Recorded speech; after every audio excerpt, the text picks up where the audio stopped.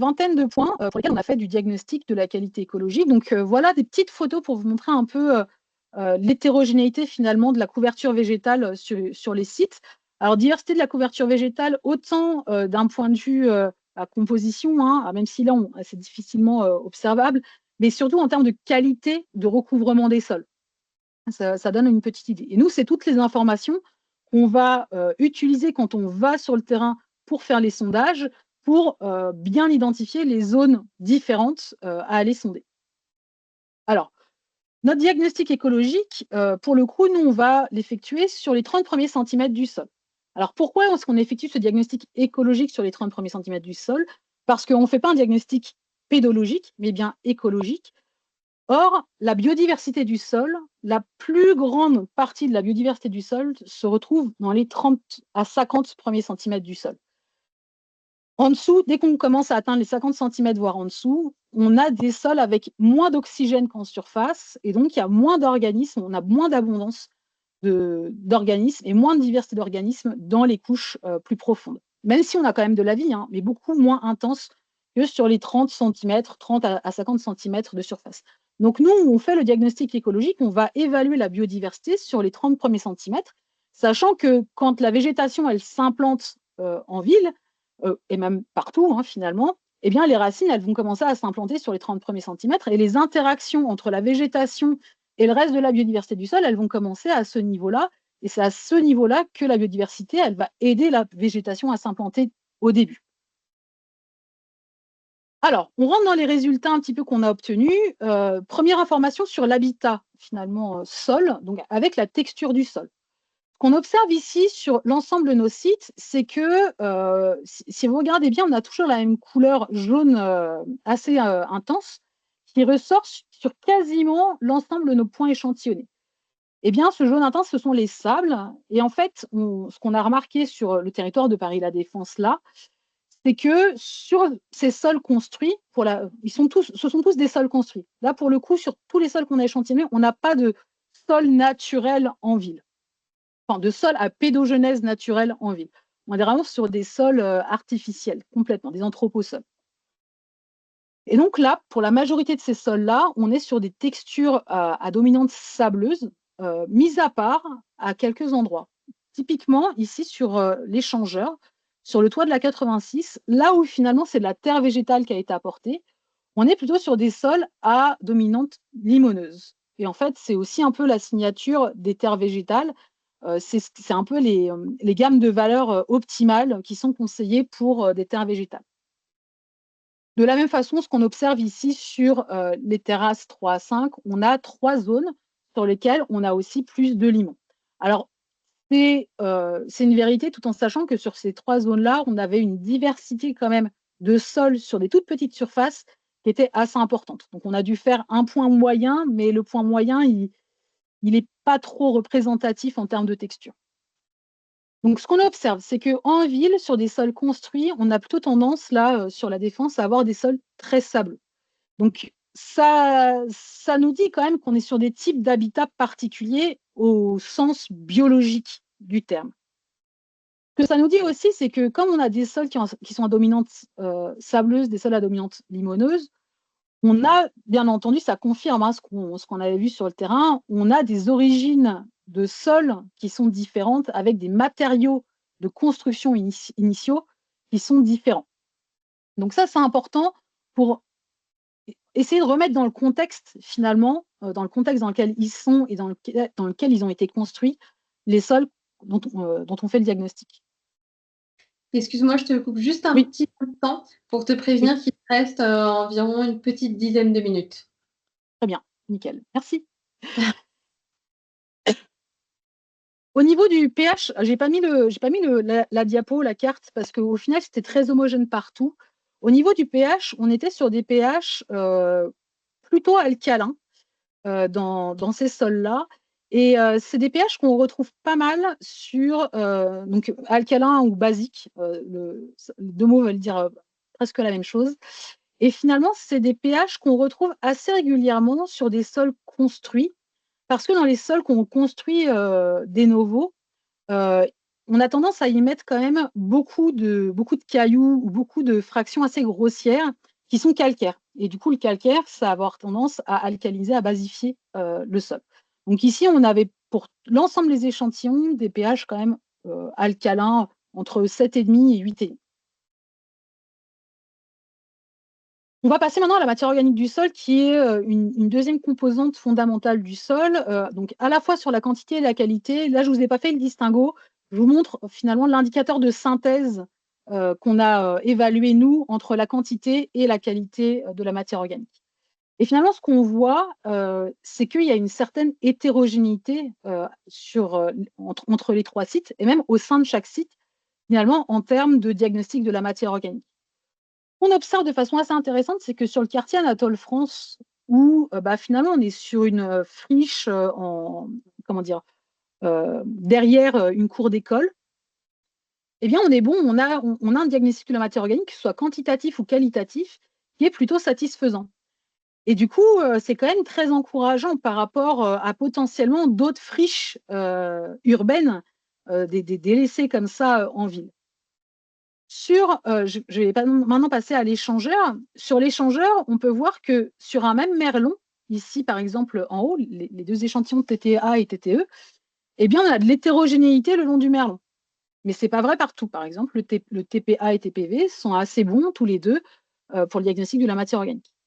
Et une chose intéressante, c'est que sur le toit ici, où il y a eu de la terre végétale qui a été apportée, sachant que la terre végétale, c'est réglementé, c'est normalisé par rapport à des teneurs en matière organique, et bien, il s'avère que 5 ans après la mise en place de cette terre végétale, eh bien, on n'est pas du tout satisfaisant en matière organique, on n'est plus du tout dans les valeurs de normes. Alors la question se pose, est-ce qu'on l'y était tout au début? Mais en tout cas, au bout de 5 ans, sur de la terre pour laquelle on supposait une bonne qualité parce que c'était de la terre végétale initialement, finalement, la matière organique, elle ne suit pas. Et enfin, sur les terrasses, donc l'hétérogénéité, en fait, ici, elle est fortement expliquée aussi par ce que je vous disais tout à l'heure, c'est-à-dire des pratiques opportunistes d'apport de matériaux sur les 25 à 30 dernières années. Et donc, voilà, ça reflète un petit peu aussi cet historique-là. Sachant, du coup, pour vous rappeler que ici, cette zone-là, c'est un bois. Ici, on est plutôt sur des zones de culture sur les sols. Ici, on est plutôt sur des prairies. Et après, on a quelques zones de voirie, donc VS ici et EP ici. On passe à la microbiologie des sols. Je vais vous passer les 4 indicateurs en revue, mais assez rapidement. C'est juste pour vous montrer que finalement, les 4 indicateurs n'apportent pas la même information et que du coup, ils sont réellement complémentaires les uns avec les autres. Ici, on est sur la... Il nous reste juste 5 minutes. Oui. Ici, on est sur la biomasse microbienne. Donc, pareil que pour la matière organique, finalement, on voit qu'il y a une hétérogénéité. On n'a pas le même résultat sur la biomasse microbienne que ce qu'on avait pour la matière organique. Ça veut dire que les deux sont aussi en partie découplés. Ce n'est pas parce qu'on a assez de matière organique qu'on a une bonne microbiologie du sol. C'est faux. Là, c'est pour l'équilibre microbien. Globalement, lui, il est bon, il est satisfaisant. Donc, vraiment contrasté avec la biomasse microbienne. Pour la diversité microbienne, la diversité bactérienne, on n'est pas dans un état critique nulle part. Par contre, on a un certain potentiel quand même et une certaine possibilité d'amélioration du coup. Et pour la diversité fongique, on est encore meilleur que la diversité bactérienne. Ça veut dire que le seul indicateur qui pose globalement problème sur la microbiologie, c'est la biomasse microbienne. Et on a aussi la matière organique qui est problématique à certains endroits. Donc, si on fait la synthèse du diagnostic de la qualité microbiologique, globalement, on est soit dans le vert, donc dans un bon état, soit dans un état intermédiaire. Donc, cet état intermédiaire, en fait, il est essentiellement dû au point de vigilance sur la biomasse microbienne. Et donc, ça nous permet, on a pu traduire finalement ce diagnostic de la qualité écologique en classe de valorisation des sols, des terres. Donc, une bonne qualité écologique qui pourra être valorisée telle qu'elle sur place. Une bonne qualité écologique, mais qui est contaminée, donc il va falloir prendre des précautions dans le réemploi. Une qualité écologique intermédiaire pour laquelle on va devoir améliorer le sol au cours de son réemploi ou avant son réemploi. Et des zones à qualité écologique critique du sol, où là, il va vraiment falloir réfléchir en profondeur de comment est-ce qu'on utilise et ou améliore ce sol. Et en conclusion, donc, quelle est la plus-value d'un tel diagnostic pour le commanditaire? Donc d'abord, la détection de sols de bonne qualité écologique qui peuvent constituer des ressources pour le réaménagement de la ville et l'orientation du réemploi. L'identification des pratiques de gestion durable, donc d'un point de vue économique et écologique, et l'optimisation de ces pratiques. L'acquisition de données pour la planification urbaine et l'acquisition aussi de données d'expérience pour la gestion des sols. L'alignement sur les évolutions réglementaires qui sont en cours aux échelles européennes et on espère nationales. Et enfin, à l'échelle du projet, attester du succès des actions portées par le territoire dans son engagement environnemental. Et je vais m'en arrêter là, donc je suis ouverte à vos questions. Merci beaucoup pour la présentation. Alors, pour les questions, il faudrait repartir un petit peu. Alors, il faut que je remonte un petit peu parce qu'on avait une question en suspens tout à l'heure. Ah. Il y avait une question, les actions de restauration du sol dans le cadre de la restauration de zones humides, décompactage, peuvent-elles vraiment être efficaces et notamment sur un temps aussi court de 3 ans ou est-ce peu réaliste? Donc là, je m'adresse autant à Jean-Baptiste qu'à toi, du coup. Jean-Baptiste, il y a quelques instants. Ah mince. Ouais, sinon je peux peut-être répondre rapidement. Vas-y, Je suis vas-y. désolé, je dois juste te après. J'étais en train d'essayer justement de répondre par écrit à cette question-là. Je voulais simplement dire qu'effectivement, c'est un peu court à l'échelle du sol. Après, en fait, l'idée de base de la réglementation, c'est surtout de suivre la manière dont la ZH restaurée va pouvoir en fait répondre à quelques fonctions, notamment les fonctions d'habitat, de retenue d'eau des sédiments, de cycle biogéochimique. Et en fait, les critères qui sont suivis dans le cadre de réglementation, ils sont assez simples pour être suivis comme ça sur quelques années. On parle globalement d'hydromorphie. Alors ça peut se mettre en place à l'échelle de quelques années quand on parle à l'échelle d'un horizon. On parle de pH et d'épaisseur un peu de l'horizon organique. Mais effectivement, si on s'intéresse à d'autres caractéristiques du sol, et donc par extension aux autres fonctions, hein. Donc si on parle de la structure, là, si on prend une restructuration suite à un tassement, ça se passe sur des échelles de temps quand même plus longs. Ça peut être vraiment des décennies. Surtout que plus on considère des problématiques profondes, plus c'est long à restaurer. Et surtout en zone humide, parce que qui dit présence de nappes permanentes stagnantes dit pas d'oxygène, pas de vie du sol, pas de racines ou de lombriques ou quoi. Donc voilà, c'est un peu mes éléments de réponse là-dessus. Ok, super. Merci beaucoup. On avait une question de Virginie Tomasi aussi qui voulait revenir sur l'étape de végétalisation pour savoir si on parlait bien de plantation à ce moment-là, savoir ce qu'on entend par végétalisation, essence, type de végétaux, etc. Oui, tout à fait. Végétaux, c'était la taille de ce qui était planté. Oui, alors tout à fait, on est sur de la plantation et on va être à la fois sur des bosquets arbustifs et aussi des strates arborées, donc, mais du coup qui ont été plantées jeunes, hein, voire très jeunes. Donc on est vraiment sur une plantation initiale qui a vocation à coloniser derrière toute l'année. Ok. Et du coup, il y avait une deuxième question de Virginie. Je suis un peu perplexe sur la notion de réemploi de gisement des sols. N'est-ce pas rompre le fonctionnement d'un sol existant pour essayer d'en construire un autre ailleurs? Part de risque, point d'interrogation. Alors, je suis d'accord, mais ça va dépendre du type de gisement. Typiquement, quand on a des merlons ou des talus qui sont là en ville, en fait, qui sont alors des talus qui ont été certes recolonisés par de la végétation. En fait, ça va vraiment dépendre de l'aménagement paysager, c'est-à-dire du paysage qu'on veut construire en ville. Typiquement, sur les 2 talus qu'on a étudiés pour lesquels on a fait les diagnostics, il y en a un qui va rester en place. Il y en a un qui ne va pas être retouché. Parce qu'en fait, ils ont réussi en fait dans le projet paysager à le faire intégrer le projet paysager sans problème. Par contre, il y en a un autre, finalement, le deuxième, lui, il va être pas totalement enlevé, mais une partie, en tout cas, il va être étêté sur quelques mètres parce que en fait, il casse comment dire, le visuel, il casse le paysage. Et du coup, la décision a été prise de le réduire. Il y a un autre aspect qui est que effectivement, on va casser un peu une refonctionnalisation de sol qui s'est mise en place depuis quelques années, etc. Par contre, d'un point de vue,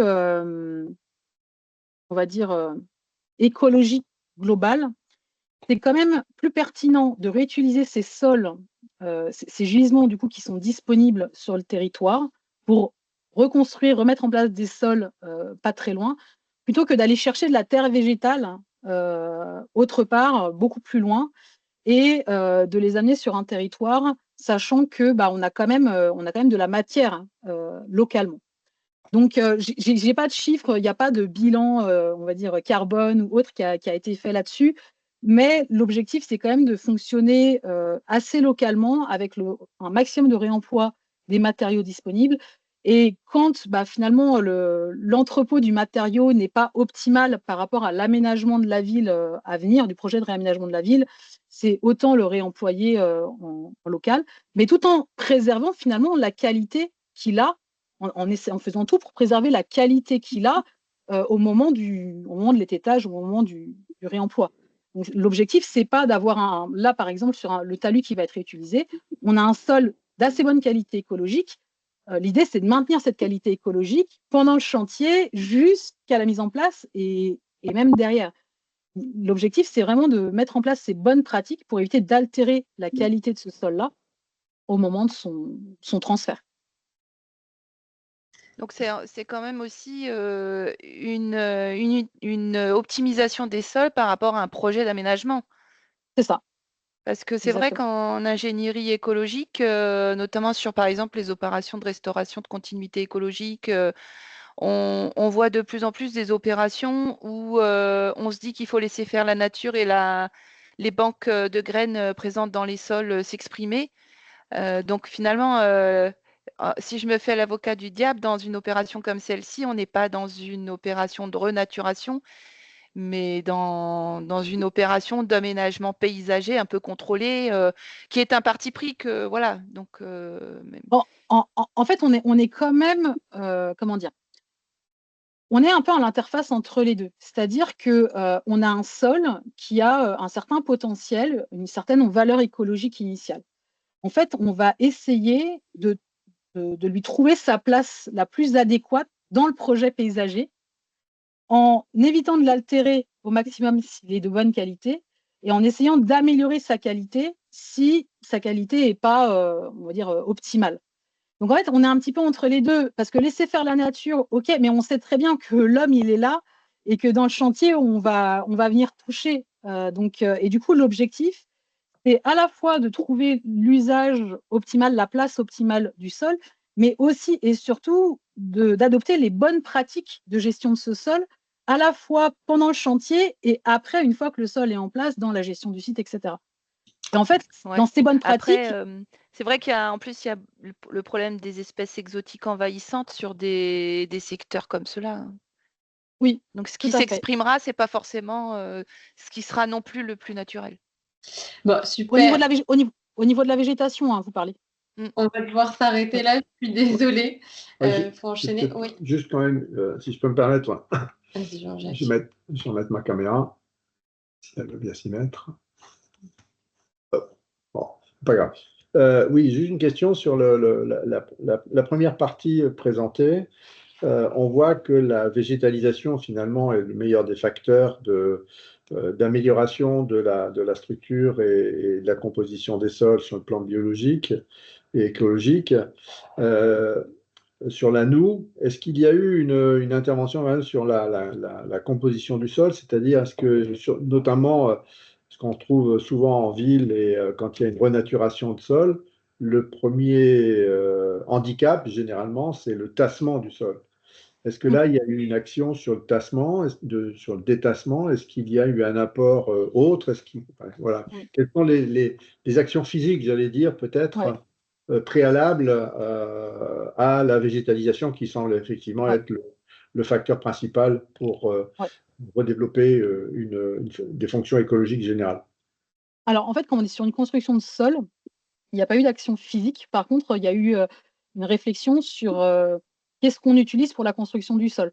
Donc là, globalement, on est sur une couche un peu, comment dire, la couche de subsurface, si on peut dire, qui était du terre-pierre, un mélange terre-pierre, donc quand même assez grossier en termes de fraction granulométrique.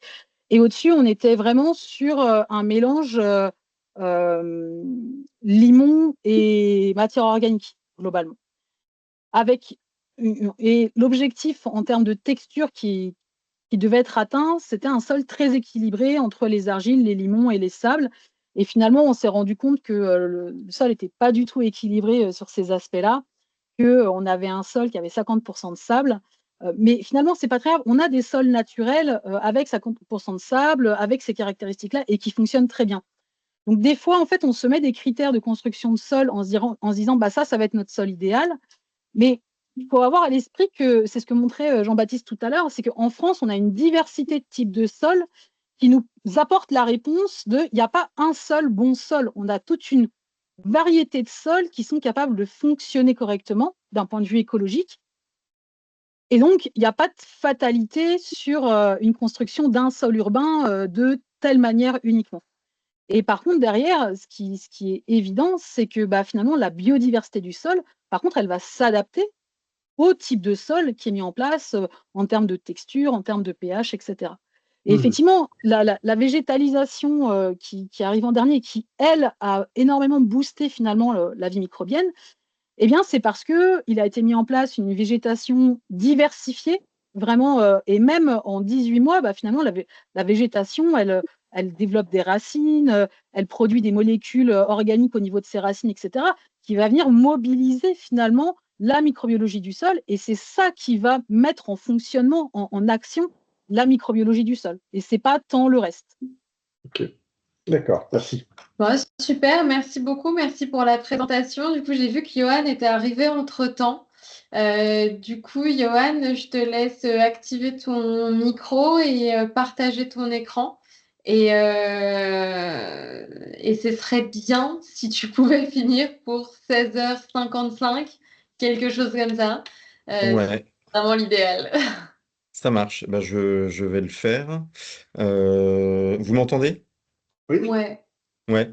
Et est-ce que vous voyez mon écran? Oui, faut si tu juste peux le que mettre en grand ouais. écran, par contre, en Faut plein juste écran. Alors, il n'est pas en grand écran, c'est quoi ce bordel? en fait, c'est diaporama et à partir du début.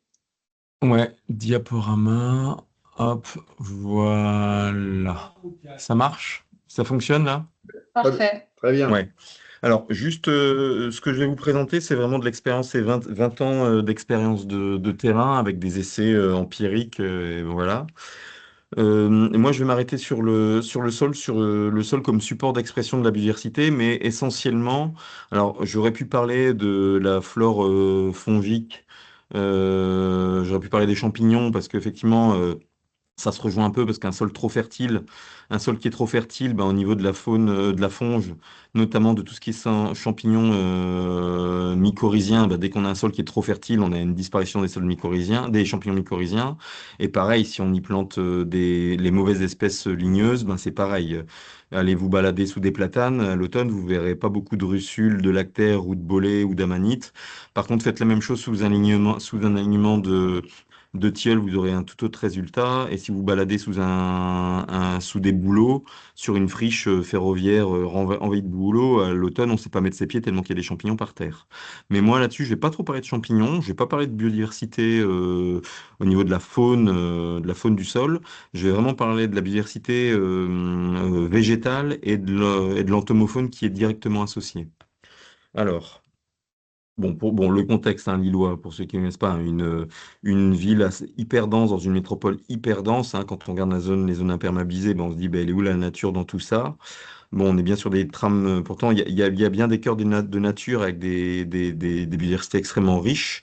Et notamment, là où elle est la plus diversifiée, cette biodiversité, c'est deux facteurs complètement différents. Il y a un facteur temps, forcément, bah, Citadelle Vauban, ça date de Louis XIV. Donc la nature, même si elle s'en est pris énormément dans les dents ces 50 dernières années, enfin pas les 20 dernières, mais les décennies avant, bon, il reste quand même des choses assez incroyables. Et ça, on va en parler un peu plus loin par rapport à des types de sols très particuliers. Et sinon, ben, les friches ferroviaires comme Saint-Sauveur ou l'Homme Délivrance, où on est sur du ballast et des zones technique avec du caillasson, du gravier. Donc on est sur des sols qui sont constitués de 99%, 90% de cailloux et le reste, c'est l'humus qui s'est créé spontanément. Bon, bah là, on est sur des biodiversités complètement extraordinaires, aussi bien au niveau de l'entomofaune que de la flore. On va en parler après. Donc ça donne ça en trame verte. Bon. Ce que je veux dire, c'était, moi, je voulais tendre le cou à une idée reçue que j'entends souvent, et notamment, je donne des cours à l'École du paysage national de Villeneuve d'Ascq, c'est qu'en fait, il faut bien comprendre qu'un sol fertile, c'est un sol qui est complètement, qui est nécessaire pour de l'agriculture urbaine, sur des vergers de petits fruitiers, cassis groseille par exemple, ou sur de l'agriculture maraîchère, ou des champs de blé par exemple, hein. Il nous faut il nous faut beaucoup d'unités d'azote. Par contre, un sol très fertile, c'est, en termes de biodiversité, c'est ce qu'il y a de pire.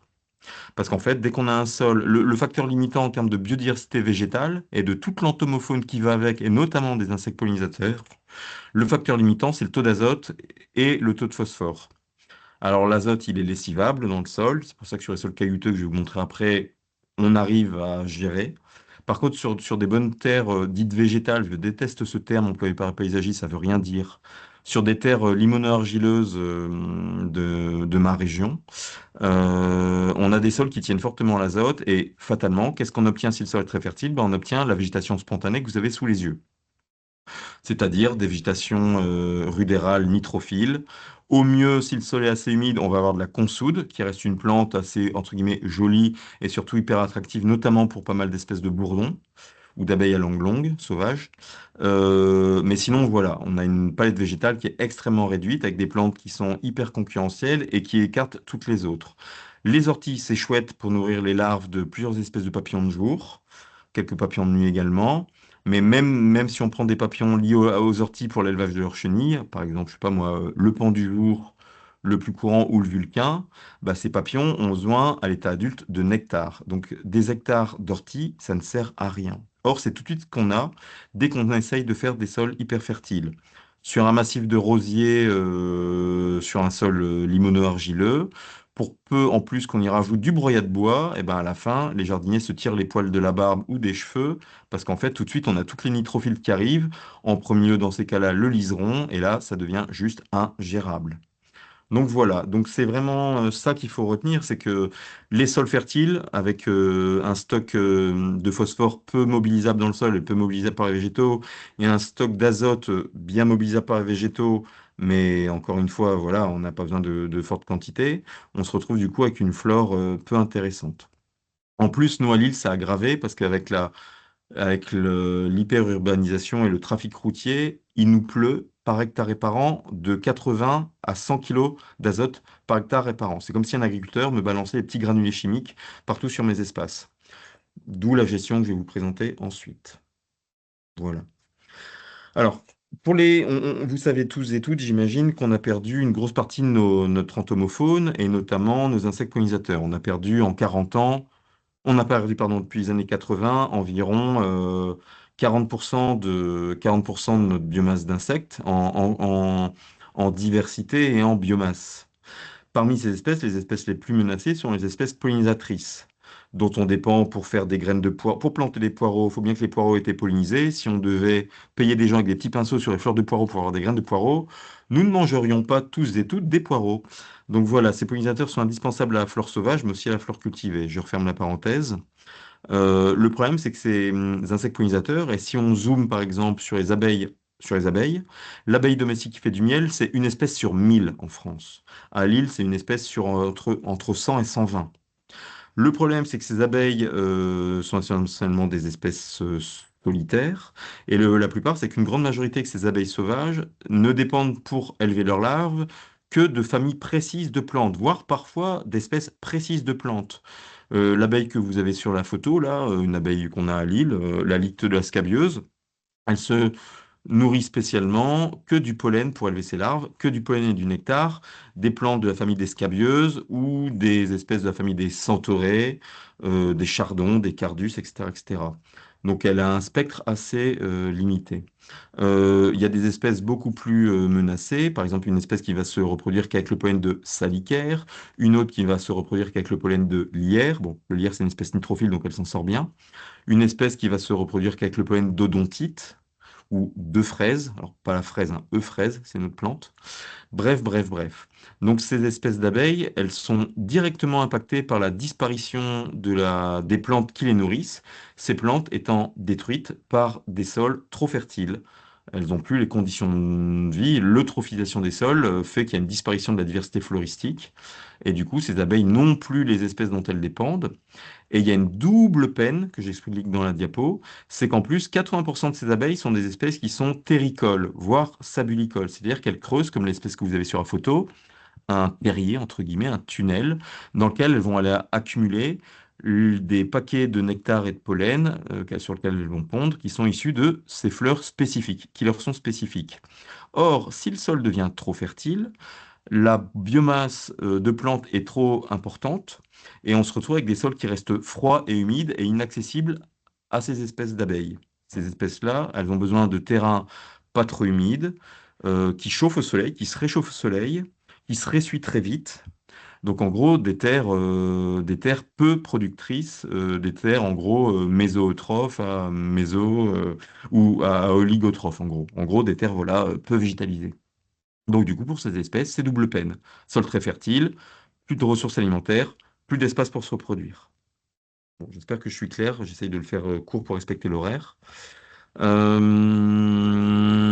ça vaut aussi pour les milieux boisés, en fait.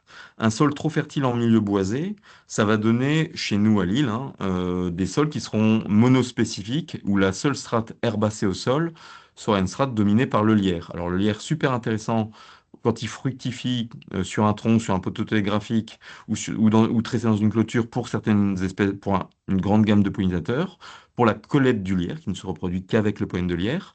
Mais le lierre en couvre-sol au sol, par terre, ça n'a pas plus d'intérêt que ça. Or, quand vous baladez en forêt, c'est autre chose. Sur un sol pas trop fertile, bah, vous avez une autre diversité que le lierre en couvre-sol. Vous allez avoir, je sais pas, moi chez nous, du lamier tacheté, des bulbes de jacinthe des bois, du gallium verum, non, gallium odoratum, pardon, caillé blanc, c'est le nom français, je crois. Bref, vous allez avoir une grande diversité de plantes de sous-bois importante, plus des champignons, notamment des champignons mycorhiziens. Donc c'est important d'avoir, y compris en milieu forestier, c'est pour ça que je suis vent debout contre les bosquets Miyawaki, qui sont tous sauf des actions écologiques. Un vrai boisement, ce n'est pas que des arbres ultra serrés, c'est toute une strate, jusqu'à la strate herbacée. Et quand on plante des milliers d'arbres sur 100 mètres carrés, ben, bien évidemment, c'est quoi la place d'un arbre adulte? Regardez le volume d'un arbre adulte.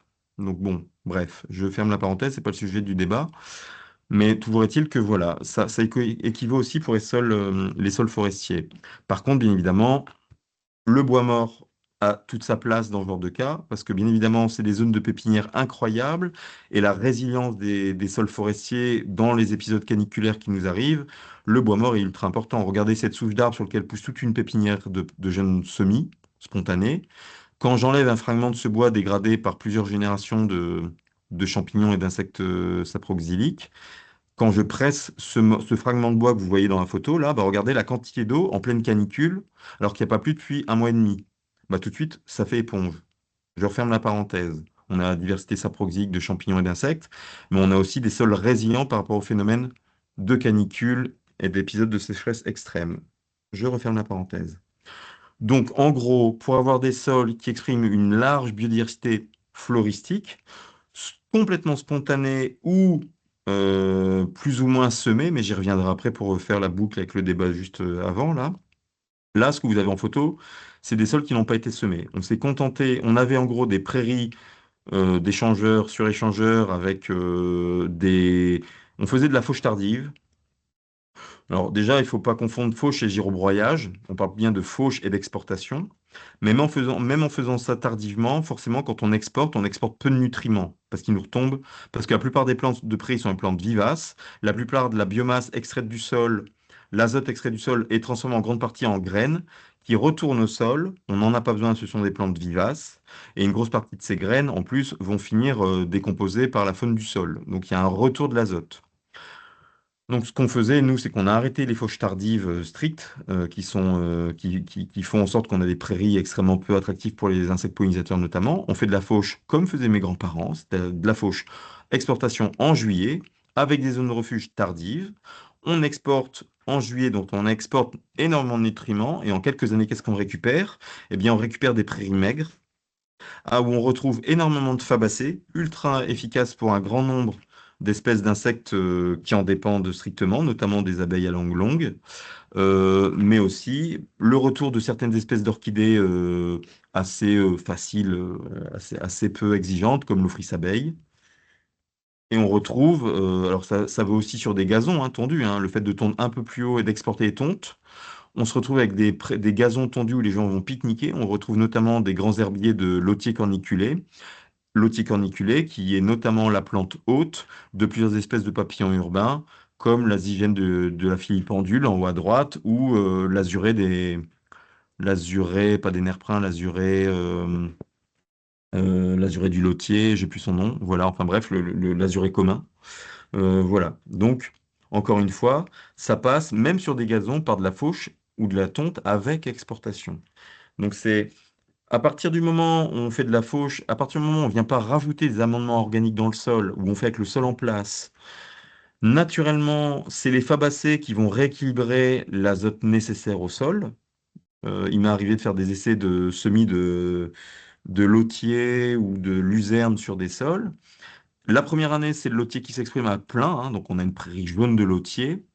Et dès la deuxième année, on se retrouve avec un rééquilibrage et toutes les espèces spontanées ou les semis végétales locales de prairies adaptées, bien choisies au bon type de sol, il faut mettre les bonnes espèces au bon type de sol. Bah, regardez le résultat là sur un cimetière. On a des prairies extrêmement satisfaisantes pour le grand public parce que c'est joli, ok. Et surtout pour moi, écologue, on a, où est l'université à Villeneuve-d'Ascq, on a des prairies qui expriment une flore assez diversifiée. Comme on a semé avec un grammage très faible, à 2 grammes au mètre carré, on a quand même une expression de la banque de semences qui était présente dans le sol. Et comme on est sur de la fauche avec exportation au mois de juillet et ou au mois de septembre, on fait les deux, bien évidemment, on se retrouve au bout de 10 ans, ça c'est une photo d'une prairie qui a été semée 10 ans auparavant, on se retrouve avec des prairies extrêmement florifères, avec toute la gamme des insectes pollinisateurs, etc., etc. Il est important de ne pas faucher au ras du sol, bien évidemment, et de laisser quelques petites zones refuge en plus. Donc voilà, mais ce que je vous dis, là, enfin, c'est pas une caricature, c'est une vérité, il n'existe pas de mauvais sol. Je vous dirais que même plus un mauvais sol pour la biodiversité, c'est un sol fertile. Moins le sol sera fertile, plus vous aurez une diversité floristique, notamment avec des espèces à enjeu, et forcément une diversité d'insectes. Et du coup, un sol caillouteux, ici vous avez un sol spontané sur une friche ferroviaire à Saint-Sauveur, donc du ballast, des zones techniques avec du gorin, des petits cailloux, enfin différentes granulométries. Sur ce site-là, c'est un des hotspots de biodiversité de la ville de Lille. On a plus de 25 espèces de plantes patrimoniales, notamment des espèces plutôt thermophiles et même des espèces carrément du sud de la France, venues avec les trains de marchandises, la crasse des trains de marchandises. Donc forcément, ça, je le reproduis. Ça, on le refait à Lille. Allez voir sur la charte bas carbone, la vidéo qu'on a fait sur la toiture végétalisée, telle qu'on les pratique à Lille et telle que j'essaye de les faire à Villeneuve-d'Ascq. Donc, c'est des toitures à 80% de roches. C'est 80% de pouzzolane, roche légère. Le reste, c'est un mélange un peu de terreau, un peu de terre végétale, un peu de sable pour corriger le pH, de sable gorin, du sable calcaire. Après, c'est un semis à 2 grammes d'espèces végétales locales et basta. Donc, avec une variation d'épaisseur de 5 à 23 cm, voilà. Voilà le résultat en période de canicule. Là où c'est que de la graminée, c'est cramé. Là, à cet endroit-là, alors on n'est pas sur un toit, je ne vais pas vous mentir, on n'est pas sur un toit, on est sur un bassin d'orage où on a 50 cm, on a 80 cm d'épaisseur de sol à cet endroit-là. Non, 50, pardon, 50, où c'est 90% de cailloux calcaires, du gorin, et le reste de terre limono-argileuse. Il y a un pseudo-sol qui s'est fait, ça c'est un aménagement qui a 10 ans, la photo date d'il y a 2 ans. En pleine canicule, vous voyez bien que là où c'était du gazon, ben, tout a cramé, on le voit à l'arrière de l'écran. Là où par contre, on a mis un mélange, les mêmes plantes que je mets sur les toitures végétalisées ou à Saint-Sauveur dans les mélanges 100% ballast, on se retrouve avec une flore qui est en pleine floraison alors qu'on est en pleine période de canicule. Donc voilà, un sol caillouteux. Je fais la même chose sur des sols calcaires, de la craie pure. On utilise de la craie pure. Dans les milieux les plus rares de l'île, les plus rares de la métropole, on avait pelouse calcicole sur craie pure, spontanée, sur les coteaux calcaires, et on le recrée artificiellement. On fait la même chose à l'extrême inverse, regardez. Ici, on est sur un sol qui est inondé en hiver, complètement engorgé en été. Ben, un sol complètement engorgé, en l'occurrence, c'est la flore historique de l'île, c'était des marais tourbeux, alcalins. Donc, on avait 64 espèces de plantes protégées qui existaient avant qu'on détruise tout dans les années 40. Là, sur ce site-là, j'ai juste refait monter le niveau d'eau et j'ai laissé s'exprimer la flore spontanée. On est sur un habitat Directive Habitat, un Mégaforbia Circe des Champs et Salicaire. Enfin, ça a changé le nom depuis, hein, c'est Circe maraîcher valériane officinale. Mais ça, je le fais aussi de façon complètement artificielle. Je crée des sols de toutes pièces. Les tourbières alluviales étaient des tourbières à l'île qui étaient constituées, la tourbe était constituée non pas de sphènes, mais de tiges et de feuilles de carex, de lèche, de phragmite. Donc, qu'est-ce que je fais? Je recycle mes branchages, mes fauches de roselière, les 5 hectares de roselière qu'on a développés à Lille, de phragmité à Lille. Donc, branchage dans l'eau, épaisseur de roseau, mode de carex ou plantation de carex issu de cultures qu'on a fait nous-mêmes à partir des graines récoltées sur le terrain. Et vous avez le résultat l'année suivante. On fait la même chose hors sol. Donc là, c'est dans de la grand gabarit à 3000 tonnes.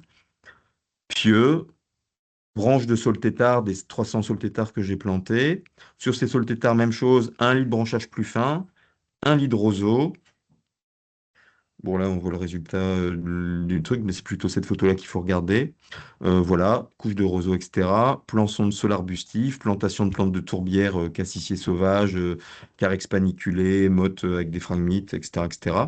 Enfin, de roselière eutrophe, hein, on est sur la 2, hein. L'eau est un peu fertile, un peu très, très, très fertile. Et le résultat, le voilà au bout d'un an. Donc là, on a constitué un sol spécifique, c'est un sol tourbeux, complètement engorgé de flotte. Donc la faune qui est dedans, c'est pas du lombric, ou alors c'est des espèces très particulières de lombriciens, de zones humides, dont je n'ai pas les noms, je vais pas vous mentir. Des trucs très longs et très fins. Voilà un autre exemple sur les fossés de la citadelle, des berges complètement dégradées par les baignades de chiens. C'est le même protocole. Voilà. Et on recrée. Voilà ce genre de choses. Donc on est sur un autre type de création de sol, mais encore une fois, là on est sur un sol où là pour le coup c'est 100% matière organique, c'est l'inverse total de ce que je vous ai montré juste avant, mais encore voilà, c'est un cas particulier. Là on est sur des sols tourbeux et paratourbeux, soit accompagnés dans leur évolution spontanée, soit au contraire créés de toutes pièces. Mais encore une fois, voilà. Alors, j'essaye de respecter le timing pour pouvoir avoir des questions. Le sol, c'est un support de biodiversité sur plein d'autres choses. Pour la réexpression de la banque de semences du sol des fossés de la citadelle du siècle précédent, on a encore des graines, quand l'eau n'a pas foutu le camp, on a encore des graines qui sont en dormance depuis plusieurs siècles. Donc, on recreuse pour rechercher ces banques de graines. C'est ce que je fais lundi avec des étudiants de Lille 1, par exemple, où on reprofile dans les bouts de curage du 19e, en pente douce, ou parfois, au contraire, on fait non pas des pentes douces, mais des pentes extrêmement raides. Pour l'oiseau qui est à gauche, on fait des berges raides pour la nidification du martin pêcheur. On a 5 couples à Lille. Donc voilà, le sol, SOL, il y a toute une biodiversité qui est affiliée, mais cette biodiversité, elle peut s'exprimer de plein de façons. Elle peut être pour des espèces terricoles qui ont besoin de sols hyper peu fertiles, très ensoleillés, ou au contraire d'espèces qui ont besoin de sols complètement engorgés, ou de sols caillouteux, ou de sols calcaires. D'une façon générale, il faut éviter les sols hyper fertiles, ce sera ma conclusion. Et tout ça permet le retour de la biodiversité spontanée, comme les espèces qu'on a sur la photo. Et j'ai fini, je suis ouvert aux questions. Bon, j'ai essayé de faire vite, hein. Oui, carrément. Pour la question, je prends la première qui est sous mes yeux. Il faudra peut-être que je remonte après dans la conversation. On est en limite du thème, mais que pensez-vous des radeaux végétalisés? Alors, les radeaux végétalisés, c'est extraordinaire quand c'est bien fait et bien choisi. Nous, on en utilise beaucoup. On a essuyé un peu les plâtres, hein. On s'y est mis un peu trop tardivement, mais on a essayé un modèle qui était très cher et qui, au final, n'est pas du tout le bon modèle, parce que c'est un modèle où les radeaux végétalisés sont bombés. les nattes sont bombées, ce qui fait que c'est un peu trop, la pointe de la natte est trop surélevée par rapport au niveau du sol. Ce qui fait qu'en fait, on a des super radeaux d'ortie. Encore une fois, l'ortie dioïque, c'est super pour pas mal d'espèces de papillons, mais c'est un peu la plante dominante sur la métropole. J'ai pas besoin d'en faire des radeaux sur l'eau. Donc non, il faut encore une fois, les radeaux végétalisés, c'est très bien, mais si les nattes précultivées sont bien affleurantes au niveau de l'eau, pour avoir des sols bien engorgés, pour éviter justement toutes les plantes nitrophiles. Moi, je fais des radeaux. Là, cet hiver, on va tester un radeau qu'on va végétaliser nous-mêmes. On a acheté la structure et je vais mettre mes fauches de roseau dessus et mes mottes et mes micro-mottes de carex plantées, enfin récoltées localement, génétiquement localement sur place pour éviter les cultivars horticoles ou les pauvretés génétiques ou les espèces exotiques envahissantes vendues sciemment ou non fait exprès par tous les pépiniéristes. Donc voilà. Sinon, on passe aussi sur des modèles déjà pré-cultivés végétal local. On a des fabricants pour ça, hein. Je vais pas faire de pub. Le grand intérêt du radeau végétalisé, c'est que les plantes hélophytes, les rennes des prés, les rumex hydrolapatum, les iris des marais, etc., qui sont dessus, les racines, au lieu d'être enfoncées dans la vase anoxique sans échange avec la colonne d'eau, elles sont suspendues dans l'eau. Donc on a un énorme volume, une énorme rhizosphère qui flotte dans la flotte comme dans de l'aquaponie. Ce qui fait que les végétaux qui sont sur radeau, ils consomment l'azote qui est dans la colonne d'eau. Ça fait une super, super structure d'expression de la flore bactérienne qui va pouvoir transformer toute la chaîne de l'azote, parce que chaque poêle absorbant est une énorme surface de contact. C'est le principe des filtres biologiques avec de la pouzzolane ou de la céramique, mais en mieux. Et en plus de ça, ça sert de frayère pour les poissons, d'habitat, etc. Donc les radeaux végétalisés, c'est extraordinaire. Et en plus de ça, ça fait des zones d'évapotranspiration énormes. Donc pour lutter contre les îlots de chaleur, ben, c'est aussi bien qu'une ripisylve de sol comme ce que je vous ai montré en photo. C'est-à-dire qu'on plante des arbres partout en ville, mais si les arbres crèvent et n'ont pas de flotte en été, ben, ils ne servent plus à grand-chose. Alors que si c'est une ripisylve qui a les racines dans l'eau, ou des radeaux qui ont les racines dans l'eau, ben, même en cas de canicule, les végétaux travaillent à nous rafraîchir. Je referme la parenthèse. Ok. Batel et Jean-Baptiste, non, c'était pas des questions, du coup, c'était des remarques. Je sais pas si vous voulez les partager ou pas. Oui, c'était juste des remarques. Enfin, je trouve que c'est quand même important de relever ce point-là. C'est que, en fait, dans votre présentation, vous avez abordé le sol et finalement la qualité du sol qu'au travers de la fertilité Oui, et en moi termes j'ai d'éléments pris. Voilà. minéraux. Et Ouais. en fait, il faut faire attention parce que dans la fertilité, il y a énormément d'aspects de fertilité, la fertilité physique, la fertilité biologique, la fertilité chimique, organique. Ouais. Et en fait, la richesse d'un sol, elle n'est pas que sur les éléments azote, phosphore. Oui, Et je bien suis sûr, bien bien sûr. d'accord avec vous que beaucoup d'azote, beaucoup de phosphore dans un sol, ça va être limitant pour le développement d'une diversité végétale et aussi microbiologique. Par contre, la matière organique et certaines qualités de matière organique sont quand même indispensables à la vie du sol et à un moment donné à une libération quand même d'éléments dans le temps, hein, sur du long terme, pour Mhm. toute une diversité végétale. Donc c'était juste Bah, là-dessus, ouais, pour pas faire ouais, de généralité, de raccourcis trop gros et ouais, de ouais, généralité ouais. là-dessus. Ce que je veux dire par rapport à ça, c'est que bien souvent, moi, je fais que constater des grosses erreurs partout, dans tous les aménagements urbains, où je me retrouve avec des sols qu'on vient enrichir avec du compost, voire du fumier, etc., etc. Puis après, on rajoute une bonne dose de bourraillat de bois. Et dans nos sols, à nous, limono-argileux, bah, c'est le mieux de tout pour avoir une flore catastrophique par derrière en termes de gestion et un peu nulle en termes de diversité. C'est pour ça que moi, sur des sols minéraux, par exemple, regardez, sur mes sols crayeux, où c'est de la craie pure, Mm. c'est de la craie pure, hein. C'est de la craie de fond de couche, de terrassement à moins 5 mètres de profondeur, hein. Donc il n'y a rien là-dedans, c'est un sol mort. Sur ce sol-là, le mélange de prés que je vous ai montré en photo, c'est un mélange d'espèces indigènes, pardon. Dedans, il y a des fabacées qui vont du coup rééquilibrer d'elles-mêmes, qui vont s'exprimer, et puis il va y avoir des graines de tussilage, il va y avoir des choses de genre. Et donc il y a un rééquilibrage spontané, naturel, et par après, quand on repasse 2 ans, 10 ans, 20 ans, moi ça fait 20 ans que je fais ça, 20 ans derrière, là j'ai toujours une flore de pelouse calcicole ultra fleurie.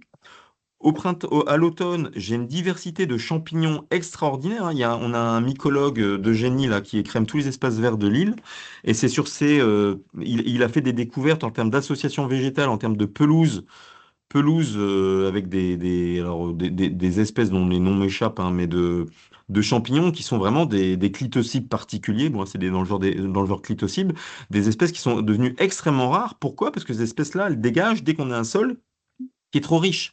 Donc, moi, je mets juste en garde, Oui, attention à oui, l'apport et je vous effectivement de rejoins, hein. phosphore et d'azote. Oui, oui, je vous rejoins complètement là-dessus. Et c'est pour ça qu'il faut avoir une vision globale du sol et pas que monocritère de Oui, ce oui, que bien sûr. fait la qualité d'un sol. On a deux dernières questions pour y répondre assez rapidement. La première, du coup, pour ne pas avoir trop d'amendements avec les fauches, cela nécessite une gestion des exportations, point d'interrogation. Comment gérez-vous pour les prairies? Alors, pour les prairies, nous, on a 3 façons de gérer. Bon, nous, c'est des gros marchés. Sur les gros espaces verts, alors, il y a une partie qui est en régie pour les petits espaces verts et une partie par entreprise. Ben nous, c'est simple, hein. Les fauches, elles sont exportées et c'est à la charge de l'entreprise. Et après, ça part à l'usine de méthanisation qui fait rouler nos bus.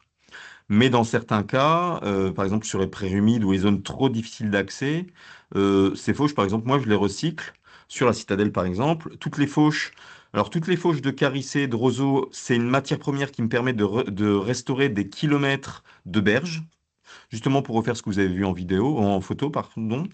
Par contre, quand je suis sur des qualités de prairies où il n'y a pas de valorisation, hormis la méthanisation, mais que c'est inaccessible parce que derrière un fossé, entre trois trucs, etc., je n'exporte pas j'exporte du sol, mais par contre, j'exporte pas du site. C'est-à-dire qu'on fait des tas. On fait de la mise en tas. Aujourd'hui, ces mises en tas, elles sont mises de façon assez esthétique particulière. Là, nous, en l'occurrence, on fait des pondoirs à couleuvres. La couleuvre à collier que vous avez sur la photo est un serpent dont le facteur limitant, outre la connectivité, bien évidemment, hein, pour pas une voirie, bien évidemment, c'est un peu compliqué. Ce serpent a besoin de zones de ponte, c'est ce qui booste la population. Donc en gros, c'est mon chantier dans 2 semaines. On en refait encore 2 autres, on en a fait 3 pour l'instant. On bat des pieux, on fait une zone d'exportation, d'accumulation de matière organique. En gros, c'est de la prairie dégueulasse. Pardon, excusez-moi, hein, c'est les colocs qui disent ça, hein. Je surveille ce que je dis. De la prairie dégueulasse, où c'est de l'ortie, du grec graton et de la ronce. Je peux pas valoriser ça. Donc tout ça mélangé à du broyat de bois, en couche, en lasagne, en plein soleil, bah, ça fait un super pondoir où mes couleuvres viennent pondre. Voilà. Ça a été très très bien expérimenté scientifiquement par les Belges, par nos voisins belges. Voilà. Après, on a des prairies par contre qui sont pâturées. On a un marché à bon de commande avec, comme on est en ville, forcément, si on met des moutons blancs, ils finissent en méchoui dans les congélos très rapidement. Donc, on a un marché à bon de commande avec un prestataire qui nous fait la prestation de nos 200 moutons, plus bergers urbains et patous et chiens de berger. Donc, c'est un marché qu'on a, un marché à bon de commande. Donc, les grandes prairies sont soit gérées par fauche avec exportation, par des entreprises ou manuellement à la faux, parce que j'ai la chance d'encadrer, comme encore hier, près de 550 bénévoles par an en chantier de protection de la nature. Donc on a comme ça une prairie d'à peu près en moyenne, elle fait une largeur de 5 à 10 mètres de large, non 5 à 8, pardon, 5 à 8 de large sur 300 mètres. Elle est fauchée, exportée, mais là tout est fait à la faux et au râteau. Sinon les autres grandes prairies sont gérées par les moutons. Là, je vous parle de plusieurs hectares. Et quand on a des prairies de taille plus petite et qui ne sont pas adaptées à faire passer pour des histoires d'accessibilité parce que trop enclavées, etc., là, c'est géré par entreprise et l'entreprise fauche, exporte et emmène ça au déchet vert. Et comme je vous dis, c'est valorisé localement. Mais on pourrait imaginer des composteurs sur la commune où je suis élu, si les élections vont dans mon sens. On voudrait faire une plateforme de compostage municipal pour alimenter toutes nos zones de permaculture, nos jardins familiaux, etc., etc. Et dans ce cas-là, toutes nos fauches de prairie avec les feuilles d'arbre et compagnie, tous nos déchets verts seraient recyclés intégralement. On en fait une petite partie avec des maraîchers en bio sur des terrains municipaux agricoles, mais bon, c'est anecdotique par rapport au volume. Ok, super. On a une dernière petite question concernant le rôle des méthaniseurs. Est-il favorable pour nos sols à plus ou moins long terme? Et je suis désolée, c'est la dernière question qu'on pourra prendre parce qu'après, il faut qu'on fasse une petite conclusion. Les méthaniseurs? Ouais. Après, Alors ça, je vais botter en touche. Bon, il y a toujours un sous-produit qui peut être revalorisé en agriculture, normalement, pour peu que c'est pas Ouais, je été pense un que c'est tri les avec plein de digestats. plastique. Ouais. Je Ouais. pense que la question elle porte sur les digestats de méthaniseurs, en fait. Mm, mm. hmm. Oui, c'est digesteur. Je laisse les Et autres répondre. Ouais, et en fait, sur cet aspect-là, en fait, ce qui complexifie, c'est que il n'y a pas qu'un seul type de méthaniseur, il n'y a pas qu'une seule qualité de matière qui sort des méthaniseurs. Ça dépend beaucoup de comment sont alimentés les méthaniseurs et de combien de temps dure le processus de maturation du produit. Et en fait, dans une méta-analyse qu'on a effectuée, nous, sur toute la littérature scientifique internationale, en fait, les résultats sont assez mitigés et il y a quand même plus de 50% des résultats qui montrent que les digestats de méthanisation sur la biodiversité du sol ont un effet relativement neutre. Il y a certains cas où le digestat a un effet plutôt négatif, on va dire, sur le sol et principalement sur les champignons du sol. Donc ça, c'est sur l'aspect biodiversité.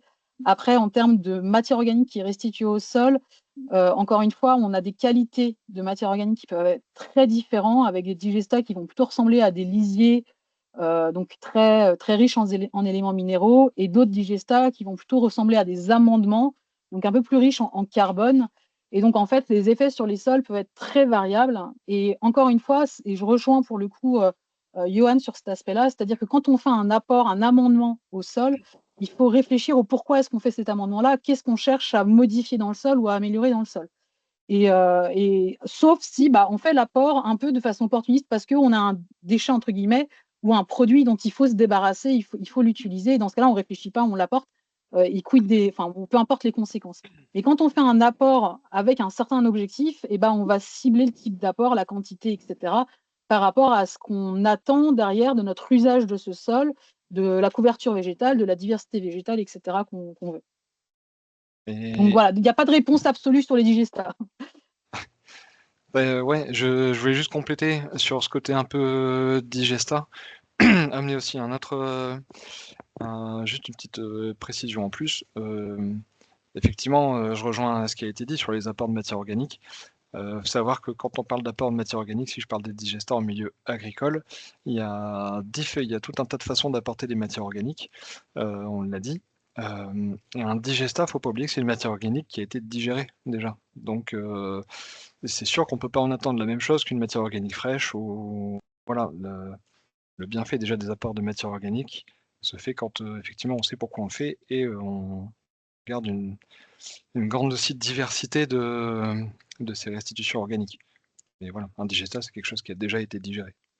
Et bon, on n'a pas abordé le côté potentiellement présence de polluants diffus. Mais Merci à tous pour vos réponses. Je suis désolée, les débats sont passionnants, mais malheureusement, on manque un petit peu de temps.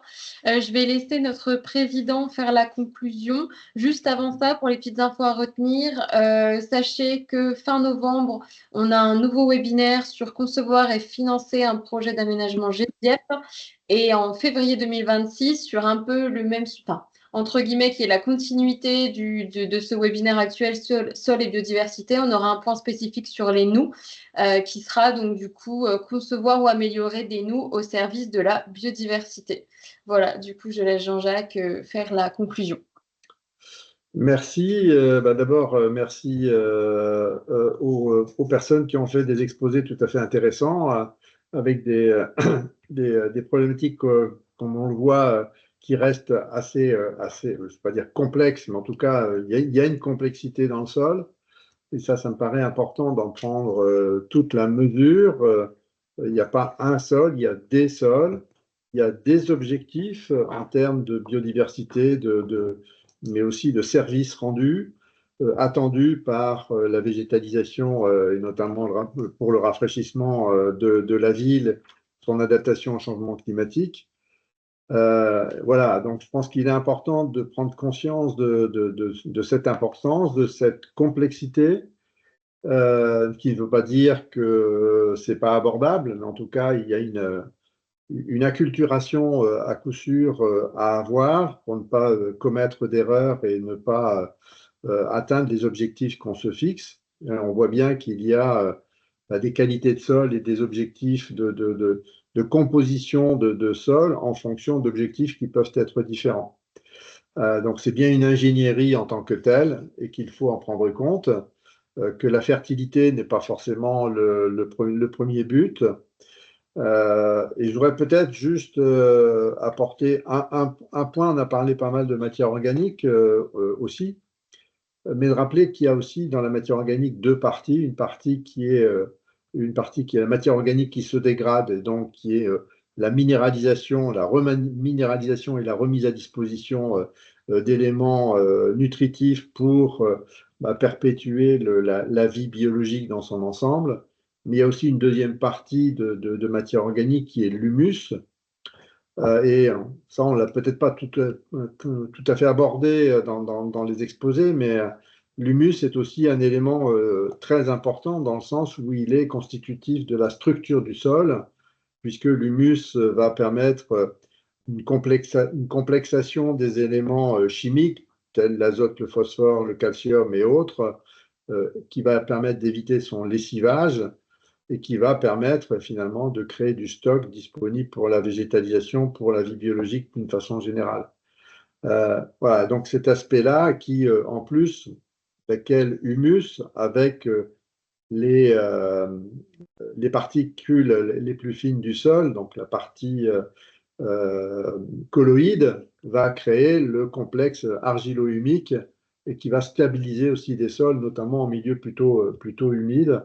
Donc c'est important d'avoir aussi cela en tête. Et c'est par ailleurs aussi du stock de carbone dans le sol et qui est favorable à la lutte contre nos émissions de gaz à effet de serre. Voilà, on boucle une boucle également, puisqu'on voit que finalement la végétalisation en ville, le fait d'apporter du soin au sol, c'est aussi un élément de lutte contre le dérèglement climatique, et favorable à l'adaptation au changement climatique. Voilà, donc je boucle la boucle et ça me permet de bien rappeler que l'écologie est bien un ensemble et que tout est interdépendant et qu'il est important à la fois d'en tenir compte, d'en parler et d'en tenir compte. Voilà. Je ne serai pas plus long sur ma conclusion, encore une fois en remerciant les différents interlocuteurs, mais aussi les participants et des questions qui ont été posées. Et puis, rendez-vous à nos prochains webinaires selon les dates que Manon vous a rappelées tout à l'heure. Voilà, super. Il ne nous reste plus qu'à vous souhaiter une bonne fin de journée et espérer vous revoir à nos prochains webinaires. Merci beaucoup à tous pour votre présence, pour vos questions et merci beaucoup encore une fois aux intervenants. Voilà, au revoir. Merci, au revoir. Au revoir. Bonne soirée. Merci, au revoir, bonne fin de journée.